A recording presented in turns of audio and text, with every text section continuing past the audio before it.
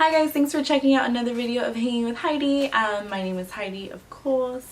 And today I'm going to be talking to you guys about toddlers.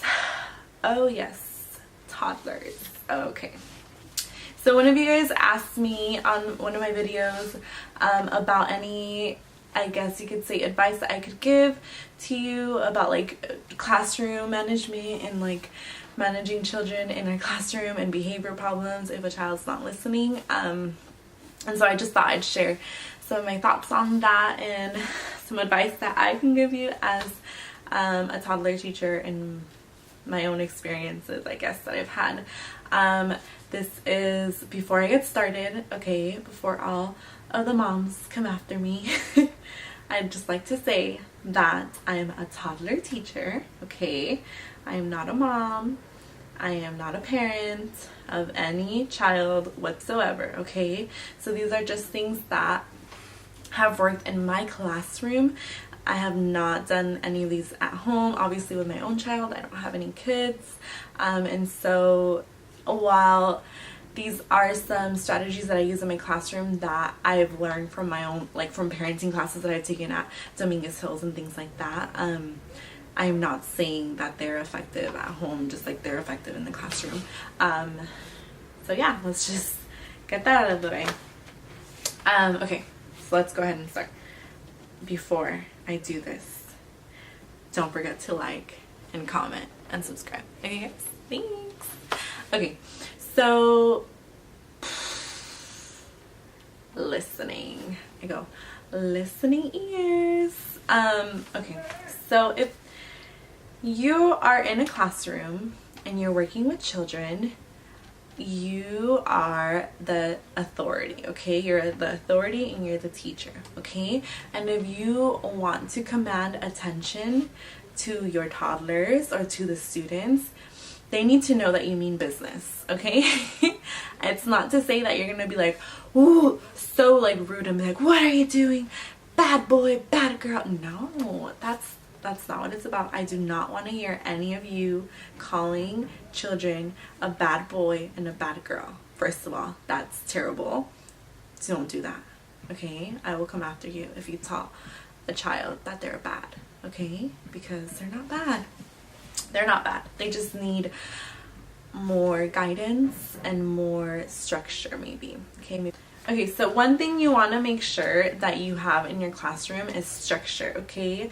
Sometimes when you have behavior problems in your classroom, it could be that the child just doesn't feel like there's enough structure for him to feel confident and for him to feel secure at school. So when a child doesn't know, for example, what's next, like what comes next, then there's going to be behavior problems. If you are changing up your daily routine every single day where the child, like the children in your classroom, don't know what comes next, then there's no expectations for them, right? They don't know what comes next. You don't do this every single day. They don't know what comes next, so how can you expect them to be following the rules or getting things right when there's no set routine, there's no set structure in the classroom, okay? And so that's one thing that I would recommend for you to just look back at your routine, at your daily schedule, and make sure, okay, right after circle time, am I always like giving them the key phrases like, okay, it's time to pray because we're gonna have snack, or right after you come back from recess, we know it's time to get germ gel and to drink some water, right? And then go to circle time again. So you just got to make sure that you're doing the same kind of things. I mean, it doesn't have to be monotone where you're doing exactly every single day the same thing, like the same activity, the same blah blah blah. But no, like the same spaces, the same expectations should be kept there. So for example, your group time every single day is not going to be the same thing, right? It's not going to be the same idea, it's not going to be the same songs, it's not going to be the same that, but it's going to be music time, right? It's going to be art time, whatever the activity may be. It's going to change, but your structure and your daily routine is going to be consistent and the same throughout your entire span of the school year. I mean, feel free to tweak things if it's just not working, you know, and feel free to tell yourself, okay, my kids cannot sit for longer than 20 minutes, so this needs to get shortened, or this needs to change. The kids cannot be expected to be calm and quiet and polite right after dancing, right? So it's just things that you have to fix in your routine. Look that over, make sure that it's the best that it can be, and then move from there. Okay, and so recently my toddler class has been crazy, okay? And it was crazy last week only because it was raining all day, okay? And the kids were like, why aren't we going outside? Like, it's time to go outside, Miss Hernandez. What's going on? We're playing inside, not outside. And so just a simple change in the routine where they don't go outside, it doesn't set them off. Like, it's just like, what's going on to a toddler? And so you notice more whining, more like crying, more like attention seeking things that they might do. And so it's just important to keep that in the back of your mind as well as you're going throughout your day. Children are not like, in their minds, they're not gonna be like, I'm here to do bad things, you know, like I'm here to make bad choices. No, it's not like that at all. And so before you start scolding a child, you know, make sure, is their temperature okay? Maybe they're feeling sick. Maybe they had a bad morning with their parent, and it follows them throughout the day, you know. And so always just be mindful of where they're coming from and their circumstances before you take action and before you start, I guess, giving children consequences, okay? Okay, I just wanted to get that out of the way before we move on to the more teaching strategies, I guess you could say. So in my school, we as a whole school have like a set disciplinary like guidance, where the first thing you do is you like call attention to that. So let's say friends are like, I'll just say a name, any name, not my students' names. I have to think of a new one. Let's say Scott. Okay, Scott is continuously hitting friends maybe, or taking toys away from a friend.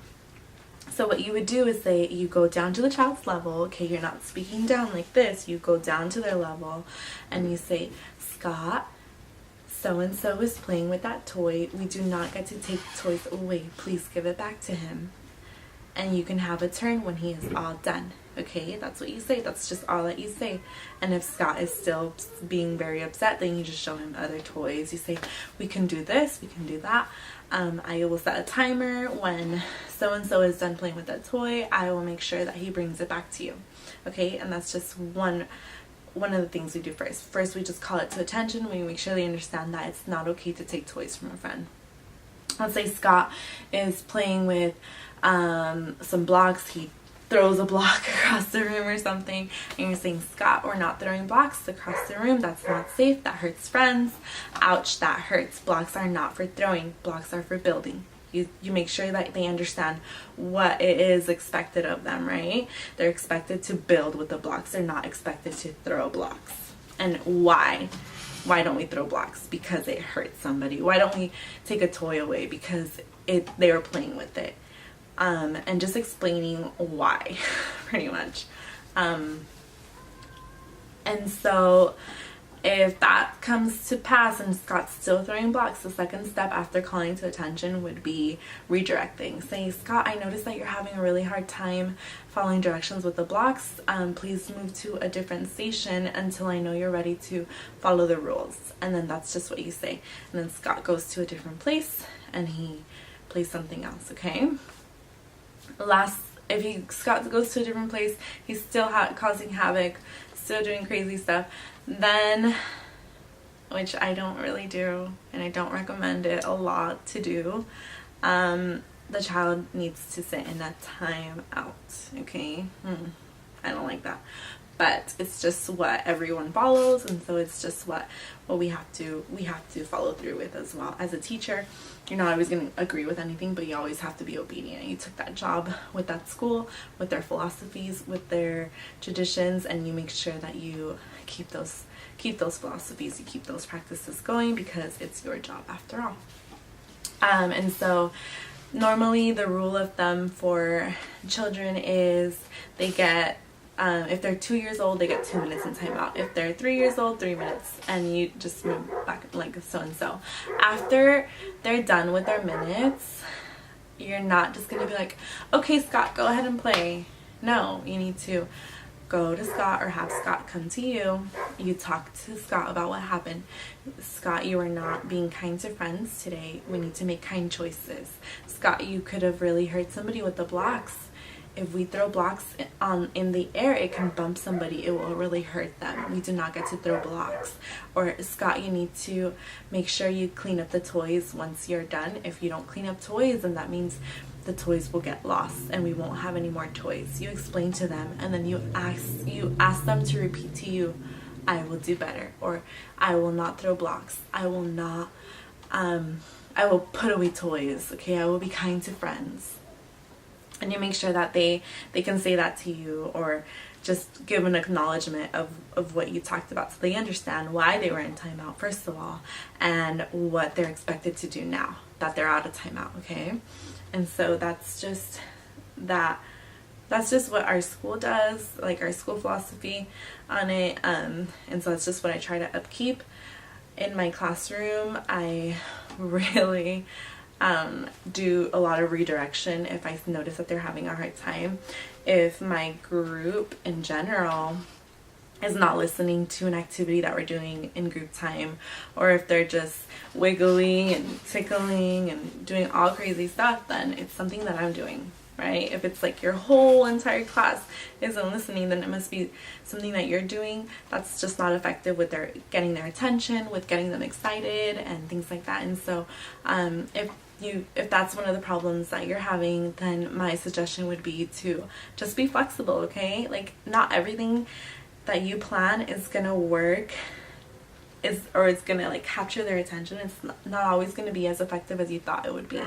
And so I know for me, I tried to do like a block building activity as in a whole group, and it was just not working out. Like my kids were just throwing it on the floor, other kids were getting upset, crying, and so I thought, okay, this is not effective in a whole group setting. I can try small groups. And so I got maybe 1 or 2 children involved in this small group activity while the rest of them played or just another art or other activity, and that was just more effective. And it was just, you could still do the activity, but you just have to recognize, okay, this is a small group activity, or okay, this is a whole group activity that they can engage in, and things like that.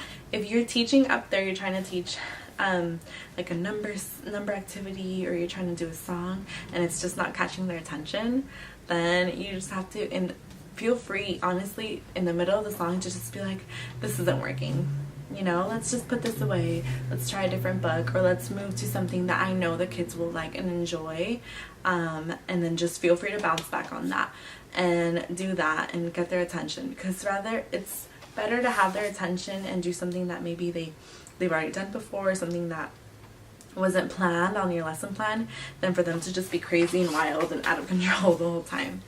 And so that's what I like to do.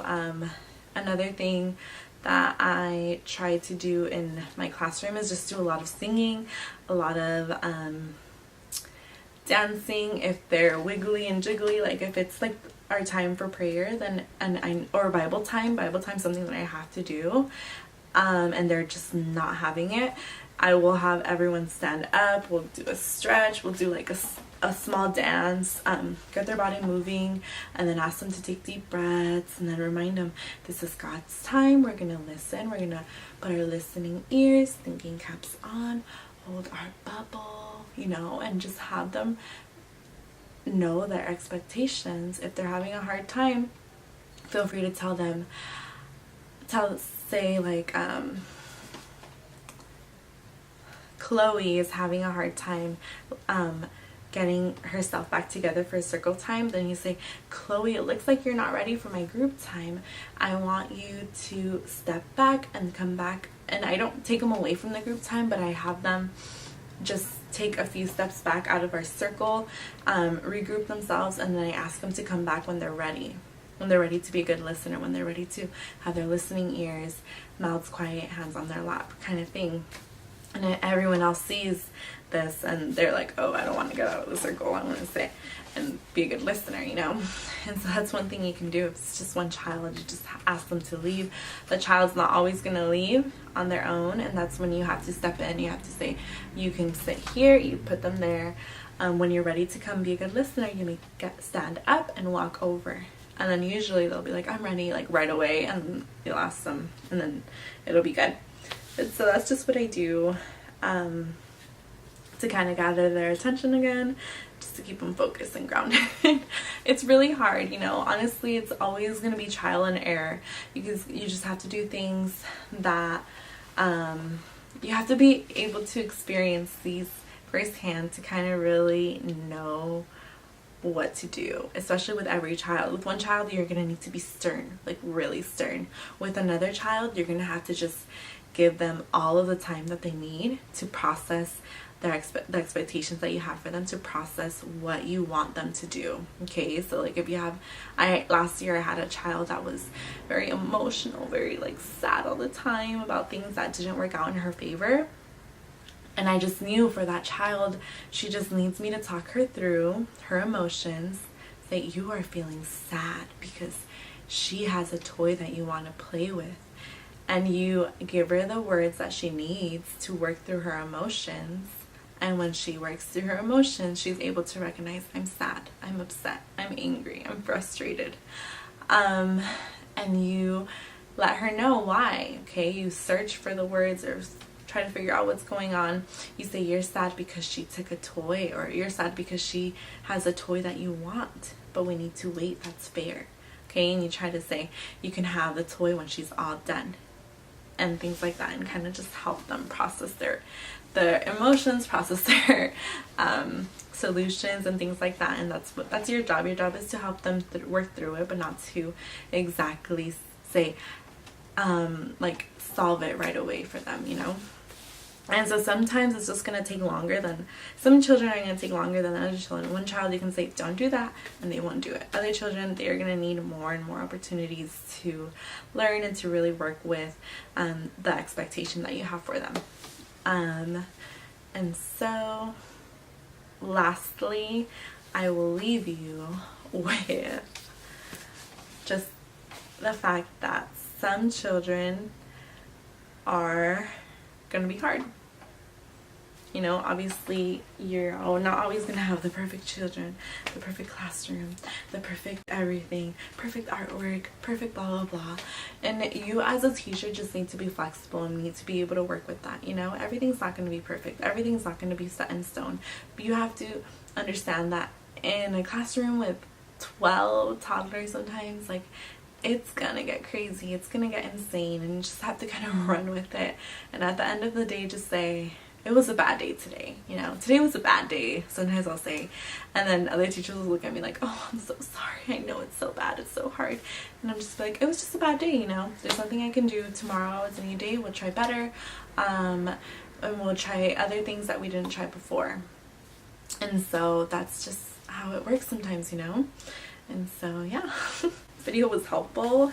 I felt like I was all over the place and I apologize, but yeah, children are hard, you know. Preschool is a hard place, messy, it's crazy sometimes, it's loud, it's not for everybody. And so I just want to encourage you, you know, I know you're trying your best and I know it's hard, but you're almost there and you guys can do it. Children are crazy, but they're so precious and they're so thoughtful sometimes, and they're so sincere and so genuine that you know, it's really worth the effort that you put into their daily activities. It's really worth the effort into helping them build those emotional connections with other peers, and build those emotional connections with you, and those cognitive abilities as well that you're creating for their benefit is going to be really life-changing for them. And so I commend you for being a preschool teacher, and I also encourage you to just be patient, and it's worth it. It's worth helping the ones that need the help to just work through those behavior problems. And it's gonna get crazy, I totally get it, I know, but you can do it. Alright guys, I hope you guys like this video. Don't forget to comment if you have more questions. I know you probably do. And don't forget to subscribe, hit that notification bell down below so we can get connected. Guys, bye!